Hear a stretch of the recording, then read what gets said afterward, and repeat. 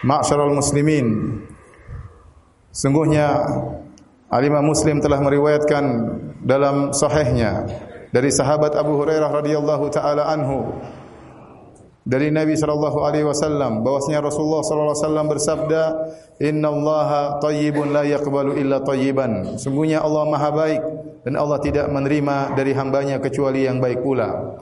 Wa innallaha amaral mu'minin bima amara bihil mursalin. Dan sungguhnya Allah Subhanahu wa taala telah memerintahkan kepada kaum mukminin dengan apa yang Allah perintahkan kepada para rasul. Faqala ta'ala ya ayyuhar rusulu kulu minat thayyibati wa'malu shalihan. Maka Allah berkata, wahai para rasul sekalian, makanlah dari perkara-perkara yang baik dan beramalah saleh. Wa qala ta'ala, dan Allah berfirman kepada orang-orang mukminin, kata Allah Subhanahu wa taala, ya ayyuhalladzina amanu kulu min thayyibati ma razaqnakum. Wahai orang-orang yang beriman, makanlah dari perkara-perkara yang baik yang kami rezekikan kepada kalian. Tsumma dzakara ar-rajula yutilus safar. Kemudian Rasulullah SAW menyebutkan tentang seorang yang telah lama bersafar. Ash'atha akbar, rambutnya semerawut penuh dengan debu. Yamuddu yadayhi ila sama. Orang ini mengadahkan kedua tangannya ke arah langit. Kemudian berkata, ya Rabbi, ya Rabbi. Berdoa kepada Allah dengan menyeru, ya Rabbku, ya Rabbku. Wa mat'amuhu haram. Sementara makanannya dari hasil yang haram. Wa mashrabuhu haram. Dan minumannya dari hasil yang haram. Wa malbasuhu haram. Dan pakaiannya dari hasil yang haram. Wa ghudhiya bil haram. Dan dia kenyang karena hasil yang haram. Fa anna yustajabu lahu. Bagaimana bisa dikabulkan doa orang ini? Hadirin yang dirahmati oleh Allah Subhanahu wa taala. Sungguhnya hadis ini menjelaskan tentang keterkaitan pengkabulan doa dengan apa yang kita makan. Oleh karena dalam hadis ini Rasulullah SAW menyebutkan tentang seorang yang dia berdoa dan dia telah melakukan banyak adab doa agar diterima oleh Allah Subhanahu wa taala. Yang seandainya dia tidak memakan makan yang haram, tidak minum dari hasil yang haram, tidak berpakaian dari hasil yang haram, sudah dipastikan doanya akan dikabulkan oleh Allah Subhanahu wa taala. Rasulullah SAW menyebutkan tentang orang ini, terpenuhi padanya sekitar 6 sebab dikabulkannya doa. Yang pertama, orang ini adalah musafir. Kata Rasulullah SAW, rajul yutilus safar, sudah lama bersafar. Dan seorang yang bersafar, doanya dikabulkan oleh Allah Subhanahu wa taala. Nabi SAW bersabda, "Thalathu da'awatin yustajabna la syakka fihinna." 3 doa yang dikabulkan dengan pasti tidak diragukan dalam hal ini. Da'watul mazlum, doanya orang yang dizalimi. Da'watul musafir, doanya orang yang bersafar. Da'watul walid ala waladihi, dan doanya orang tua terhadap anaknya. Doanya orang yang bersafar pasti dikabulkan oleh Allah Subhanahu wa taala. Kenapa orang yang bersafar turun rahmat Allah kepadanya? Diperhatikan oleh Allah Subhanahu wa taala. Kenapa? Dia sedang melakukan perjalanan. Dia sedang menghadapi banyak kesulitan. Kata Nabi sallallahu alaihi wasallam, "As-safaru qit'atun minal adzab." Sungguhnya safar adalah potongan atau bagian dari siksaan, dari kesulitan. Oleh karenanya, orang yang menghadapi kesulitan seperti ini diberi kemudahan oleh Allah Subhanahu wa taala. Dia dibolehkan untuk salat dengan mengqasar, bahkan boleh juga dengan menjamak. Demikian juga dia boleh untuk berbuka tidak berpuasa. Kenapa? Dia sedang bersafar. Dia boleh untuk tidak salat Jumat bersama jamaah. Kenapa? Dia sedang bersafar. Bahkan di antara rahmat Allah Subhanahu wa taala kepadanya, Allah mengabulkan doanya tatkala dia berdoa. Terlebih lagi orang ini yutilus safar, sudah lama bersafar. Semakin dia lama bersafar, maka semakin dia mengalami banyak kesulitan. Dia jauh dari keluarganya, jauh dari kampung halamannya, jauh dari istrinya, jauh dari anaknya. Maka Allah memberikan rahmat dengan memudahkan dikabulkan doanya. Ini sebab yang pertama yang seharusnya membuat orang ini dikabulkan doanya oleh Allah Subhanahu wa taala, dia seorang musafir. Sebab yang kedua, orang ini kondisinya jauh dari kesombongan. Dan orang yang tatkala berdoa kepada Allah jauh dari kesombongan, maka akan mudah dikabulkan doanya oleh Allah Subhanahu wa taala. Rasulullah sallallahu alaihi wasallam bersabda, "Wa hal tunsaruna illa bi dhu'afaikum." Dan bukankah kalian ditolong oleh Allah karena orang-orang lemah di antara kalian? Bi ikhlasihim wa du'aim, karena keikhlasan mereka dan karena doa mereka. Orang ini kata Nabi sallallahu alaihi wasallam, "Ash'atha akbar." Rambutnya semerawut, penuh dengan debu. Dia tidak sempat untuk merapikan dirinya. dia tidak sempat untuk berpenampilan yang baik. Tidak seperti orang-orang yang angkuh, yang memakai baju sebagus-bagusnya, kemudian dalam rangka untuk sombong. Bagaimana dia mau angkuh, bagaimana dia mau sombong, sementara penampilannya tidak bisa dia perhatikan. Rambutnya semerawut dengan penuh debu. Dan kondisi seperti ini, kondisi orang jauh dari kesombongan, ini sangat disukai oleh Allah Subhanahu wa taala.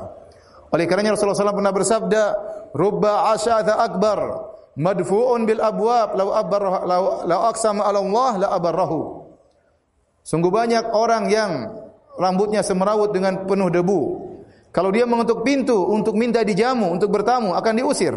Kenapa orang tidak menganggap orang ini? Akan tapi kata Nabi, "Law aqsama 'ala Allah la abarrahu." Kalau dia berdoa kepada Allah akan dikabulkan. Kemudian juga Nabi SAW sebutkan bagaimana Allah bangga dengan para jamaah haji yang datang dari jauh kemudian berkumpul di padang Arafah. Kata Allah Subhanahu wa taala kepada para malaikat, "Unzuru ila ibadi ja'uni syu'than gubran." Lihatlah kepada hamba-hambaku wahai para malaikatku.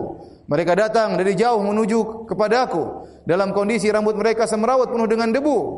Ushidukum bi anni qad ghafartu lahum. Saksikanlah aku telah mengampuni dosa-dosa mereka. Oleh karenanya orang ini melakukan sebab yang sangat mulia, jauh dari kesombongan, dan doanya sangat mudah dikabulkan. Sebab yang ketiga, orang ini mengadahkan kedua tangannya ke langit. Dan di antara adab doa adalah mengadahkan kedua tangan ke arah Allah Subhanahu wa taala. Dalam hadis Rasulullah SAW bersabda, "Inna Allah hayyun sittir, yastahi min 'abdihi idza rafa'a yadayhi ilaihi an yaruddahuma sifran." Sungguhnya Allah Subhanahu wa taala malu jika ada hambanya mengangkat kedua tangannya ke arah Allah, kemudian Allah membalikkan kedua tangannya dalam kondisi kosong. Allah akan kabulkan orang yang mengadakan kedua tangannya ke arah Allah Subhanahu wa taala.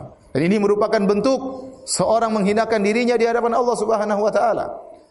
Dia bergaya seperti, berlagak seperti orang yang sedang mengemis. Dan dia sedang mengemis kepada Rabbul Alamin. Meminta kepada Allah Subhanahu wa taala. Oleh karenanya Nabi sallallahu alaihi wasallam dalam doa-doa beliau mengangkat kedua tangan. Tatkala Nabi sallallahu alaihi wasallam di padang Arafah, beliau berwukuf di atas unta beliau di bawah terik matahari. Kemudian beliau mengangkat kedua tangannya minta kepada Allah Subhanahu wa taala. Terus meminta kepada Allah Subhanahu wa taala. Dalam waktu yang panjang tangan beliau tetap terangkat meminta kepada Allah Subhanahu wa taala. Dari ibadah zuhur sampai menjelang maghrib, beliau terus berdoa kepada Allah Subhanahu wa taala. Dan Rasulullah SAW terkadang mengangkat kedua tangannya sampai terlihat putih ketiak beliau sallallahu alaihi wasallam. Di antara sebab yang dilakukan oleh orang ini sehingga memudahkan dikabulkan doanya, orang ini bertawassul dengan rububiyah Allah Subhanahu wa taala. Dia mengatakan dalam doanya, "Ya Rabbi, ya Rabbi, ya Rabbku, ya Rabbku." Dan terkabulkannya doa berkaitan dengan sifat rububiyah Allah Subhanahu wa taala. Sebagaimana di antara rububiyah Allah Subhanahu wa taala, Allah yang menghidupkan, Allah yang mematikan, Allah yang memberikan umur yang panjang, Allah yang memberikan rezeki, Allah yang menghilangkan penyakit. Ini semua berkaitan dengan rububiyah Allah Subhanahu wa taala. Maka dia bertawassul dengan sifat rububiyah, dia berkata, "Ya Rabbku, ya Rabbku." Dan terlalu banyak doa-doa dalam Al-Qur'an, doa-doa yang dipanjatkan oleh para anbiya, para nabi.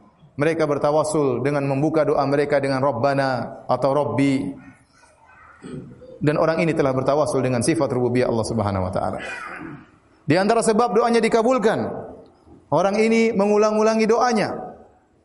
Dan di antara sunnah Nabi sallallahu alaihi wasallam tatkala berdoa, Rasulullah sallallahu alaihi wasallam mengulangi doanya sampai 3 kali. Sebagaimana dalam hadis Ibnu Mas'ud radhiyallahu taala anhu, beliau berkata, "Kana Nabi sallallahu alaihi wasallam idza da'a thalathan." Adalah Nabi sallallahu alaihi wasallam kalau berdoa, maka beliau mengulangi doanya sebanyak 3 kali. Kemudian di antara sebab yang dilakukan oleh orang ini melakukan ilhah, itu merengek-rengek minta kepada Allah Subhanahu wa taala, tadarru', merendah di hadapan Allah Subhanahu wa taala. Sehingga dia mengulang-ulangi doanya, "Ya Rabbku, ya Rabbku, ya Rabbi, ya Rabbi." Semua sebab-sebab ini telah dilakukan oleh orang ini. Dan ini sebab-sebab yang mengharuskan doanya dikabulkan oleh Allah Subhanahu wa taala. Apalagi sebagian ulama seperti Ibnu Daqiq al-Aid mengatakan orang ini sedang bersafar dalam rangka bertakwa kepada Allah Subhanahu wa taala.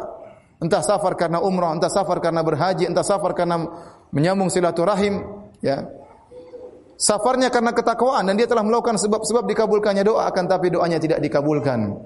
Sebabnya apa? Kata Nabi sallallahu alaihi wasallam, "Wa mat'amuhu haram dia makan dari hasil yang haram.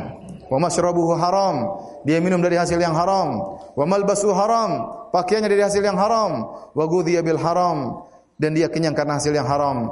Fa anna yustajabu lahu, bagaimana bisa dikabulkan doa dari orang yang seperti ini. Aqulu hadzal qaul wa astaghfirullah li wa lakum wa lisairil mu'minin innahu huwal ghafurur rahim.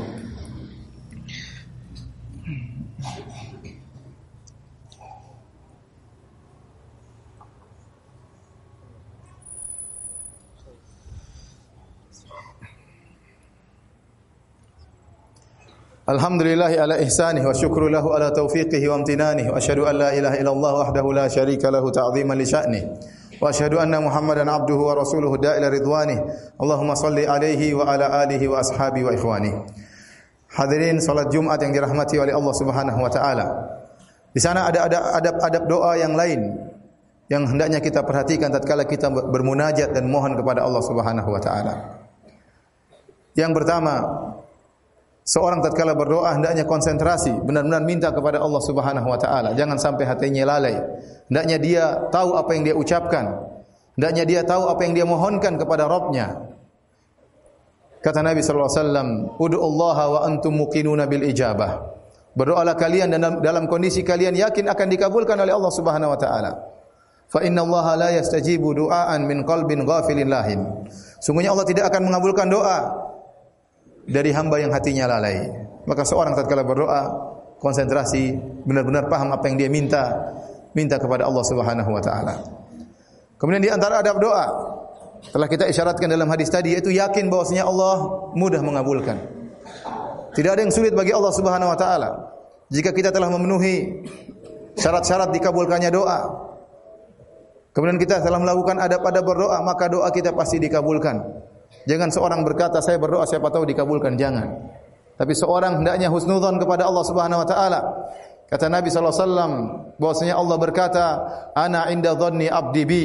Sungguhnya aku tergantung persangkaan hambaku kepadaku. In dhanna khairan falahu wa in dhanna syarran falahu. Kalau dia berprasangka baik kepadaku maka bagi dia kebaikan, dan jika dia berprasangka buruk kepadaku maka baginya keburukan. Maka seorang tatkala berdoa yakin doanya pasti dikabulkan oleh Allah Subhanahu wa taala.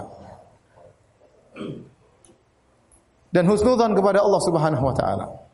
Akan tapi hadirin yang dirahmati oleh Allah Subhanahu wa taala, pengkabulan doa oleh Allah Subhanahu wa taala dalam bentuk salah satu dari tiga bentuk. Sebagaimana sabda Nabi sallallahu alaihi wasallam dalam hadis yang diriwayatkan oleh Abu Sa'id Al-Khudri radhiyallahu anhu dalam Musnad Al-Imam Ahmad. Kata Nabi sallallahu alaihi wasallam, "Ma min muslimin yad'u bi da'watin laisa fiha ithmun wala qati'atur rahim illa a'tahu Allahu biha ihda thalath." Tidaklah seorang muslim berdoa dengan suatu doa yang dalam doa tersebut tidak ada dosa dan juga tidak bertujuan untuk memutuskan silaturahmi, kecuali Allah akan kabulkan doanya dengan salah satu dari bentuk pengkabulan. Imma an yu'ajjila lahu da'watahu. Yang pertama Allah kabulkan langsung doanya sesuai dengan permintaannya. Wa imma an yaddakhiraha lahu fil akhirah. Yang kedua Allah tunda pengkabulannya di akhirat. Wa imma an yasrifa anhu minasu'i mislaha. Yang ketiga Allah menghilangkan keburukan semisal seperti apa yang dia minta. Oleh karenanya sahabat tatkala mendengar hadis ini mereka berkata, qalu idzan nukthir ya Rasulullah. Kalau gitu kita berbanyak doa karena tidak ada merugi dalam berdoa. Doa pasti dikabulkan. Pengkabulannya terserah Allah Subhanahu wa taala. Allah yang lebih tahu apa yang terbaik buat kita. Yang penting kita berdoa pasti dikabulkan. Maka para sahabat berkata, "Idzan nukthir ya Rasulullah." Kalau gitu kita banyak berdoa ya Rasulullah. Kata Nabi sallallahu alaihi wasallam, "Allahu aktsar." Allah lebih banyak lagi mudah untuk mengabulkan doa kalian. Kemudian tatkala berdoa, selain hati tidak lalai, hendaknya serius minta kepada Allah Subhanahu wa taala. Kata Nabi sallallahu alaihi wasallam, "La yaqulanna ahadukum Allahumma ighfir li in syi'ta." Janganlah salah seorang dari kalian berdoa dengan berkata, "Ya Allah, ampunilah aku jika Kau berkehendak." Kalau Kau mau ampuni, kalau enggak juga enggak apa-apa. "Allahumma arhamni in syi'ta." Ya Allah, rahmatilah aku jika Kau berkehendak. Nabi melarang cara berdoa seperti ini. Liya'zimil mas'alah, hendaknya dia serius tatkala minta. Fa innallaha la mukriha lahu. Tidak ada yang memaksa Allah Subhanahu wa taala. Semuanya mudah bagi Allah Subhanahu wa taala. Kita mungkin malu kalau kita minta kepada makhluk. Kita berkata, "Wahai fulan bantu saya," kalau memang mudah bagimu. Tapi kalau enggak juga enggak apa-apa. Itu kalau kita minta kepada makhluk, karena kita tahu makhluk tersebut memiliki banyak keterbatasan. Ya, kemampuan finansialnya terbatas, hartanya terbatas. Hari ini mungkin dia kasih kita, besok dia kasih kita, lusa mungkin dia sudah tidak bisa kasih lagi. Tapi ingat, kita sedang meminta kepada Rabbul Alamin, penguasa alam semesta ini. Yadullahil mal'a, yang tangan Allah senantiasa berinfak tiada henti-hentinya.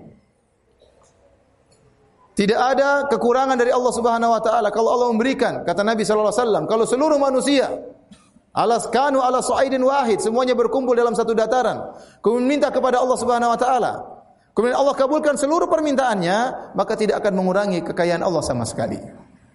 Oleh karenanya kalau minta kepada Allah tidak perlu malu. Kalau minta kepada makhluk kita malu, minta kepada Allah jangan malu. Minta, ya Allah, berikanlah kepada hamba-Mu ini, anugerahkanlah kepada aku, rahmatilah aku. Jangan ragu-ragu. Karena tidak ada yang susah bagi Allah Subhanahu wa taala. Tidak ada susah bagi Allah untuk mengabulkan permintaan kita. Idza arada syai'an an yaqula lahu kun fayakun. Jika Allah berkehendak tentang sesuatu, Allah tinggal mengatakan jadi, maka jadilah. Oleh karenanya para anbiya mereka berdoa kepada Allah Subhanahu wa taala di saat-saat yang genting, yang sepertinya mustahil untuk bisa berhasil. Tetapi tidak ada kemustahilan bagi Allah Subhanahu wa taala. Lihatlah Nabi Yunus alaihi salam. Kata Allah, "Wa dhannuni idh dhahaba mughadiban fa dhanna an lan naqdir alaihi fanada fi dhulumat alla ilaha illa anta subhanaka inni kuntu minadh dhalimin." Nabi Yunus alaihi salam tatkala meninggalkan kaumnya karena kaumnya tidak mau beriman. Kata Allah, dia menyangka kami tidak akan menyulitkannya. Kemudian tiba-tiba dia ditelan oleh ikan paus, sehingga dia berada dalam kegelapan. Kata Allah, fanada fi dhulumat, dia berada dalam kegelapan. Kegelapan lautan, kegelapan malam, dan kegelapan perut ikan paus. Siapa yang bisa mendengar permohonan Yunus dalam kondisi seperti ini? Dalam tiga kegelapan. Siapa yang bisa melihat dia? Siapa yang bisa mendengar intihannya? Kecuali Allah Subhanahu wa taala. Siapa yang bisa menolongnya? Kecuali Allah Subhanahu wa taala. Maka dia mengatakan, la ilaha illa anta subhanaka inni kuntu minadh dhalimin. Dia mengakui, ya Allah, tidak ada yang berhak disembah kecuali Engkau, ya Allah. Sungguhnya aku termasuk orang-orang yang berbuat kezaliman. Maka Allah pun menolong Nabi Yunus alaihissalam. Nabi Muhammad sallallahu alaihi wasallam dalam perang Badar, tatkala musuh berjumlah 1000 orang sementara pasukan kaum muslimin cuma 315. Maka Nabi sallallahu alaihi wasallam berdoa dengan doa bermunajat, mengangkat kedua tangannya sampai ridaknya, selendangnya mau jatuh. Sampai Abu Bakar juga menemani Nabi berdoa. Dan Abu Bakar sudah selesai berdoa, Nabi belum selesai berdoa. Kata Abu Bakar kepada Rasulullah sallallahu alaihi wasallam, kasihan melihat Nabi yang terus berdoa. Ya Rasulullah, ba'dha munajatika ya Rasulullah.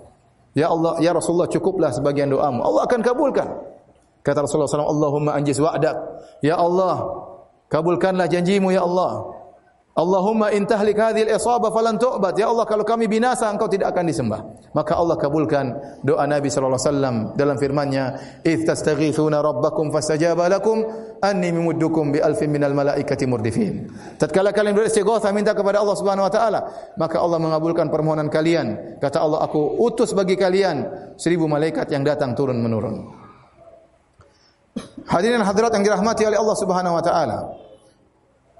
Nabi Ayyub alaihissalam tatkala terkena penyakit, maka dia berdoa kepada Allah. Wa Ayyuba idz nada rabbahu anni masani ad-dhurr wa anta arhamur rahimin. Tatkala Nabi Ayyub berkata kepada Rabb-Nya, "Ya Allah, aku mengalami penderitaan dan Kau adalah Zat yang Maha Pengasih lagi Maha Penyayang." Maka Allah kabulkan, Allah hilangkan penyakitnya. Oleh karena jangan pernah kita meremehkan doa. Sebagaimana perkataan Imam Syafi'i rahimahullahu taala, atahza' bid-du'a'i wa tasdarihi wa ma tadri ma sana'ad du'a'u. Apakah kau meremehkan doa? Kau menganggap remeh doa dan kau tidak tahu apa yang bisa dilakukan oleh doa. Doa itu adalah senjata utama seorang muslim, bukan senjata terakhir para hadirin. Seorang menjadikan doa adalah senjata utamanya dan Allah selalu membuka pintu langitnya. Setiap hamba meminta, maka pasti Allah mendengar. Allah Maha mendengar. Maka jangan pernah ragu untuk meminta dan berdoa kepada Allah Subhanahu wa taala. Nabi sallallahu alaihi wasallam kana idza hazabahu amrun fazi'a ila salat. Kalau ada perkara yang menggelisahkan Nabi, yang menyusahkan Nabi, Nabi langsung salat. langsung bermunajat, langsung berkeluh kesah kepada Allah Subhanahu wa taala, langsung minta kepada Allah Subhanahu wa taala. Senjata yang paling utama milik seorang mukmin. Kemudian yang terakhir para hadirin yang dirahmati Allah Subhanahu wa taala, jangan lupa memilih waktu-waktu yang tepat untuk mohon kepada Allah Subhanahu wa taala.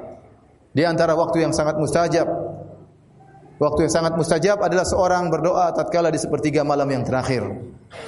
Kata Nabi sallallahu alaihi wasallam dalam hadis yang mutawatir, "Yanzilu Rabbuna tabaraka wa ta'ala hina yabqa thuluthul akhir minal lail." Sungguhnya Rabb kita turun di langit dunia tatkala tinggal sepertiga malam yang terakhir. Kemudian Allah berkata, "Hal min sa'ilin fa'utiya su'lah, hal min da'in fa'astajiba lahu, hal min mustaghfirin fa'aghfira lah." Apakah ada di antara hambaku yang berdoa akan aku kabulkan doanya? Apakah ada di antara hambaku yang mohon akan aku kabulkan permohonannya? Apakah ada di antara hambaku yang mohon ampun maka aku akan ampuni dosa-dosanya? Bayangkan bagaimana luasnya rahmat Allah Subhanahu wa taala. Kita tidak heran kalau ada orang miskin berjalan jauh untuk mencari orang kaya minta bantuan. Tapi kita heran tatkala ada orang kaya yang buka pintunya dan persilahkan orang miskin untuk meminta darinya. Dan kita lebih heran lagi terhadap Rabb kita yang maha kaya, yang turun ke langit dunia mencari-cari hambanya. Si kaya mencari si miskin. Dengan begitu kebaikannya, bagaimana kita tidak tertarik untuk mohon kepada Allah Subhanahu wa taala? Allah mencari-cari hambanya. Saatnya kita cari muka kepada Allah Subhanahu wa taala. Tatkala manusia semuanya sedang lelap tertidur, kata Nabi sallallahu alaihi wasallam, "Shallu bil laili wan nasu niyam, tadkhulul jannata bisalam." Salatlah kalian tatkala orang-orang sedang tidur, niscaya kalian akan masuk surga dengan penuh keselamatan. Allah sedang mencari hamba-hambanya, maka mohonlah kepada Allah di saat-saat tersebut. Pasti dan yakinlah Allah Subhanahu wa taala akan mengabulkan doa hambanya yang mohon di waktu tersebut. Inna Allah malaikatahu yusalluna ala nabi ya ayyuhalladzina amanu sallu alaihi wa sallimu taslima. Allahumma salli ala Muhammad wa ala ali Muhammad kama sallaita ala Ibrahim wa ala ali Ibrahim innaka Hamidum Majid. Wa barik ala Muhammad wa ala ali Muhammad kama barakta ala Ibrahim wa ala ali Ibrahim innaka Hamidum Majid. Allahumma ighfir lil muslimina wal muslimat wal mu'minina wal mu'minat al ahya'i minhum wal amwat innaka sami'un qaribun mujibud da'wat wa ya qadhiyal hajat. Allahumma ati nufusana taqwaha wa zakkiha anta khairu man zakkaha anta waliyuha wa maulaha. Allahumma inna nas'aluka al-huda wat-tuqa wal-afafa wal-ghina. Rabbana zalamna anfusana wa illam taghfir lana wa tarhamna lanakunanna minal khasirin. Allahumma aslih ulata umurina. Allahumma aslih ulata umurina. Allahumma aslih ulata umurina. Rabbana atina fid dunya hasanah wa fil akhirati hasanah wa qina adzaban nar wa aqimus shalah.